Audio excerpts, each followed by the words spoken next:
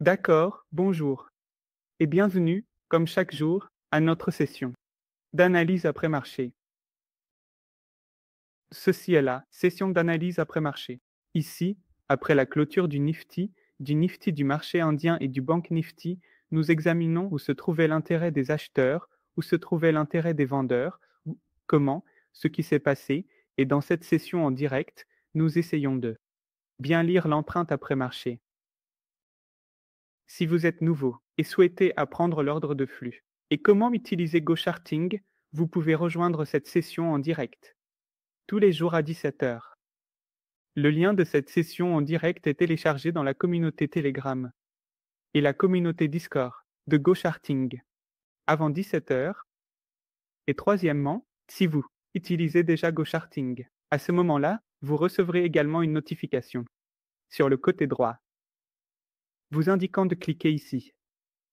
Dès que vous cliquez, le lien est également téléchargé quotidiennement. Ici, d'accord, dans tous les cas, si vous ne pouvez pas rejoindre la session en direct, nous mettons également l'enregistrement de cette session en direct sur la chaîne YouTube de GoCharting.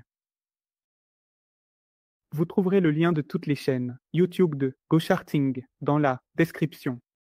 Si vous souhaitez regarder en hindi, rejoignez la chaîne en hindi. Si vous souhaitez regarder en anglais, rejoignez simplement la grande chaîne de GoCharting.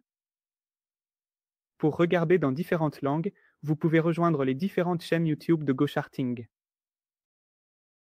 Actuellement, GoCharting propose une réduction de 30% sur l'abonnement annuel, qui est une offre spéciale. Pour Oli. Pour tout abonnement annuel que vous prenez, GoCharting vous offre une réduction de 30%. Cette offre est valable jusqu'au 7 du mois, après quoi les prix reviendront à la normale. Donc, si vous aimez la plateforme GoCharting et que vous l'utilisez et que vous souhaitez passer à l'abonnement annuel, vous devrez le faire avant le 7 du mois. Pour le rabais, voyons. Maintenant, le cache de Nifty aujourd'hui, où se situe Nifty, quel volume est apparu, où se trouvaient les acheteurs et les vendeurs, toutes ces choses, pour bien lire l'empreinte. Nous essayons. Mais avant cela, regardons le profil de volume pour voir ce que nous avons comme données de profil de volume des sessions d'hier. S1 était la zone de résistance d'hier, que nous avons simplement marquée. Si la rupture se produisait du côté supérieur, c'était le niveau du profil de volume des quelques sessions précédentes. En dessous, c'était le profil de volume de la session encore antérieure. Nous avons simplement marqué le nœud du profil de volume des sessions. La note la plus importante du nœud, la note la plus importante donnée est celle-ci. En procédant ainsi, nous avons simplement marqué les nœuds du profil de volume. Si nous regardons ce niveau et faisons un léger zoom arrière, nous voyons ici cette note de volume que nous avons marquée. Maintenant, en regardant ces notes, voyons quelle confirmation nous avons obtenue aujourd'hui. D'accord, sur le footprint, où était l'intérêt des acheteurs, où était l'intérêt des vendeurs. Qu'avons-nous observé dans le Nifty avec une taille de tick de 180 ici? Et pour le Bank Nifty, si vous l'utilisez, gardez-le au-dessus de 400. Parce que le Nifty tourne autour de 20 000 et le Bank Nifty autour de 50 à 55. Donc la taille du tick sera également doublée. C'est la zone faible d'hier. Donc avant de bien lire le footprint, nous devons savoir ce qu'est le delta. D'accord, le delta est simplement la différence entre les acheteurs et les vendeurs. Par exemple, cette première bougie, quelle est la valeur du delta de cette première bougie? Environ 99 000. Près de 100 000. La valeur la plus haute est autour de 100 000 en vert. Et il n'y a aucun signe négatif devant cette valeur, ce qui signifie que c'est un delta positif. Et un delta positif indique toujours les acheteurs. Donc, cela signifie que la valeur du delta positif est de 99 000, près de 100 000. Donc, dans cette bougie, il y a 100 000 acheteurs de plus par rapport aux vendeurs. Comment le delta a-t-il diminué? Supposons qu'il y ait 100 000 vendeurs et 200 000 acheteurs. Alors, quelle est la valeur de ce delta? 100 000, c'est simple. Quel est le delta de cette bougie? Il y a 100 000 acheteurs de plus. Maintenant, Si nous regardons cette bougie avec un delta négatif, cela signifie qu'il y a environ 61 000 vendeurs de plus dans cette bougie, comparé à la boîte rouge. Il y a un signe négatif devant, donc cela signifie un delta négatif. Un delta négatif indique toujours les vendeurs. D'accord, donc une chose basique qui ressort du delta, c'est quoi? Nous choisissons n'importe quelle bougie. Par exemple, cette bougie, cette bougie, cette bougie. Si nous regardons seulement le delta de cette même bougie, alors l'essence de chaque bougie se révèle devant nous. Quelle est cette essence qui se révèle? C'est de savoir qui est puissant à l'intérieur de cette bougie. Par exemple, nous avons pris la première bougie, regardé le delta, et le résultat montre que les acheteurs positifs sont plus puissants. Nous avons regardé la bougie suivante, observé le delta, et pour cette bougie, les acheteurs sont puissants. Encore une fois, les acheteurs sont puissants, et pour cette bougie, le delta négatif montre que les vendeurs sont puissants. Chaque bougie révèle qui est le plus puissant ici. Donc, maintenant, vous verrez également deux types de delta. Certaines bougies ont des deltas très positifs et négatifs. Certaines bougies ont un delta autour de 100 000, encore autour de 100 000, puis autour de 30 000, et ensuite il y a seulement 10 000 à 15 000, d'accord, encore 11 000, 17 000, 1000, seulement 15 000, 8 000. Cela signifie qu'il y a certaines bougies dont le delta est très élevé, et d'autres dont le delta est très bas, qu'ils soient positifs ou négatifs. Quelle est la différence entre ces deux? La différence entre les deux signifie que les bougies avec un delta élevé ont connu un achat ou une vente importante, tandis que les bougies avec un delta très faible ont connu très peu d'achats ou de ventes. Alors, qui a le potentiel de faire bouger le marché? Les bougies avec un delta très élevé ont le potentiel de ne pas faire bouger le marché. La bougie neutre, qui n'a pas de vente ou d'achat spécifique, est ce type de bougie. Et si le grand delta est plus bénéfique, il est préférable de suivre ces bougies qui ont un grand delta, car ce sont ces bougies qui ont réellement le potentiel de faire bouger le marché. Donc, dans le cas du Nifty, nous choisirons et analyserons uniquement les bougies dont le delta est supérieur à 25 ou 30. Par exemple, cette bougie montre qu'il y a 11 000 acheteurs de plus, mais c'est très peu d'acheteurs. En plus, c'est une chose neutre dans le Nifty, car il y aura des achats et des ventes de 9h15 à 15h30. Donc, c'est la bougie dans laquelle il y a eu des achats. Mais en très petite quantité, que ferons-nous? Encore une fois, nous choisirons les bougies dont le volume dépasse 25 à 30, comme cette bougie. La première bougie a eu un très gros achat. Il faut toujours faire attention à la première bougie, trader prudemment, car il y a de très gros achats et de très grosses ventes dans la première bougie et le prix ne suit pas toujours cette direction. Mais ici, qu'est-ce qui s'est passé? Il y a eu un très gros achat, environ 100 000 en delta positif. Donc, le delta a indiqué qu'il y a 100 000 acheteurs de plus. Quels acheteurs sont en majorité? Sur le côté droit, quels vendeurs sont en majorité? C'est-à-dire de quel côté sont les vendeurs? Le côté gauche est celui des acheteurs et le côté droit est celui des vendeurs. Donc, qu'est-ce qui est en majorité dans cette bougie? Les acheteurs. Quel est l'avantage? Évaluer uniquement le côté des acheteurs, car c'est le plus puissant, et c'est le côté des acheteurs. D'accord, alors que ferons-nous maintenant? Où a eu lieu le plus gros achat dans cette zone? Où a-t-il eu lieu? Le plus gros achat a eu lieu ici. Tout d'abord, qu'avons-nous vu? Nous avons vu le delta, les acheteurs sont puissants. Nous sommes allés du côté des acheteurs, nous avons regardé les points particuliers où le plus gros achat a eu lieu. Où a eu lieu le plus gros achat? Ici, à 122,77, cela signifie ajouter 3 zéros. D'accord, alors qu'avons-nous vu dans la première bougie? Nous avons vu cette zone d'achat. Dans la bougie suivante, si l'achat est à nouveau aussi important, regardons à nouveau le côté des acheteurs. C'est ici que plusieurs tentatives d'achat ont eu lieu. Si nous regardons la bougie suivante, il y a aussi eu un bon achat ici. Et c'est à partir de cette zone d'achat que le plus gros achat a eu lieu à 122. C'est la zone d'achat.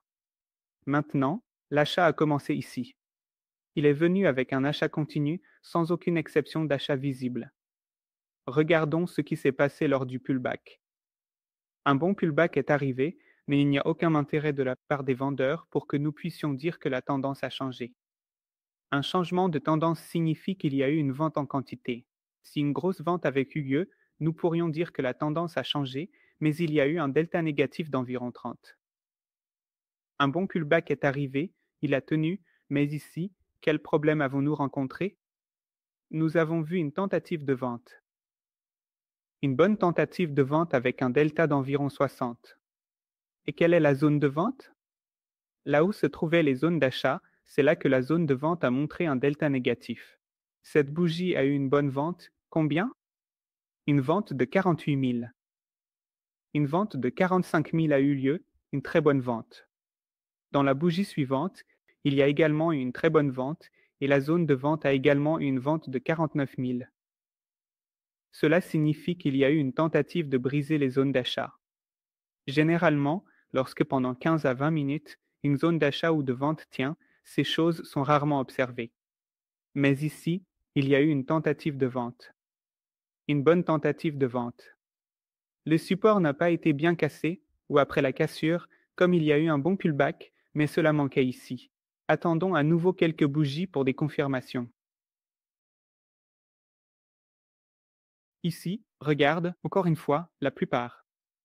Des données ici donnent une très bonne confirmation. Il y a eu un achat de 30. Et toutes ces zones de vente étaient franchies par cette bougie. Donc, cela signifie que la vente qui a eu lieu ici, non. Il y a eu une tentative de la part des vendeurs, mais tous ces ordres de vente ont été absorbés par les acheteurs à limite, ce qui signifie que la vente a été absorbée ici, et ce sont les acheteurs à limite qui l'ont absorbée. Continuons à regarder. Encore une fois, 20, 20, 20, les acheteurs entrent correctement, après l'absorption de la vente. Encore une fois, la même zone, a bien tenu. Là où il y avait eu des retraits auparavant, n'est-ce pas? Cela s'est produit. Exactement sur les bougies de 9, 40, 45, 50, au même endroit où le retrait a eu lieu. Il y a juste une tentative de vente qui a été absorbée. Si vous lisez l'absorption de la vente, c'est aussi un signe haussier. D'accord, partout où vous voyez une absorption de vente, comprenez que le marché est haussier.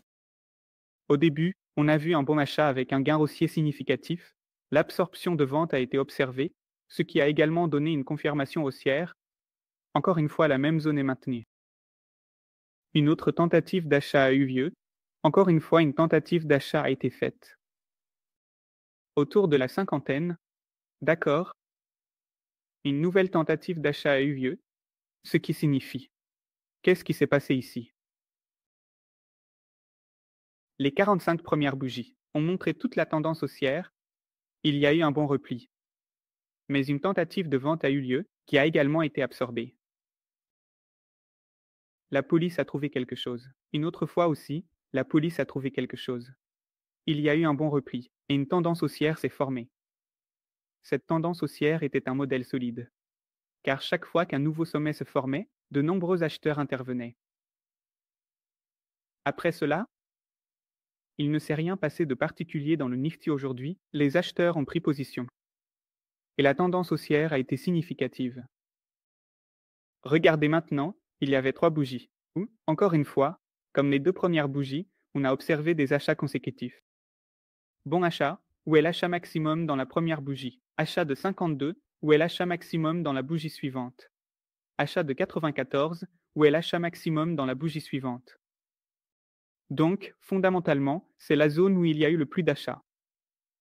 Simplement, dans 3 bougies, il y a eu des achats égaux à 90K. Regardez les zones d'achat à un lac 90K. L'achat à 52K a été le plus élevé. Si on marque à 96K et 59K,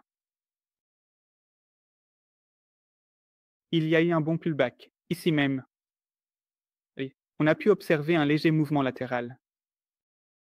Donc, si nous regardons le Nifty aujourd'hui, il y a d'abord eu un biais agressif avec une bonne tentative de vente qui a été absorbé, puis il a bien tenu à cet endroit. Ensuite, il y a eu une tendance haussière sur le marché. avec un achat assez significatif ici, pas ici, et ensuite la banque, puis avec un achat continu, le Nifty est resté en tendance. Voyons maintenant ce qui s'est passé aujourd'hui. Dans le Bank Nifty,